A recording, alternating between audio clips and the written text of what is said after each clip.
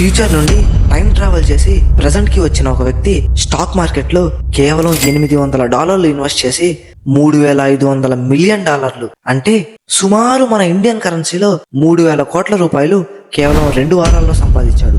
FBI వాళ్ళు ఈ విషయాన్ని చూసి ఆశ్చర్యపోయారు. అతనికి ముందుగానే ఈ కంపెనీ షేర్లు పెరుగుతాయని ఎలా తెలుసని అడిగితే అతను చెప్పిన ఆన్సర్ విని కేవలం FBI వాళ్లే కాదు, మొత్తం ప్రపంచమే ఆశ్చర్యపోయింది. అతను చెప్పిన సమాధానం ఏంటంటే అతను టైం ట్రావెల్ చేసి 2256 నుండి 2003కి వచ్చానని, ఆ కంపెనీ షేర్స్ పెరుగుతాయని అతనికి ముందుగానే తెలుసని, అందుకే ఆ షేర్స్ కొనడానికి వచ్చానని చెప్పాడు. 2003లో అతన్ని కోర్టులో హాజరుపరిచేసరికి అతను ఎక్కడా కనిపించకుండా పోయాడు.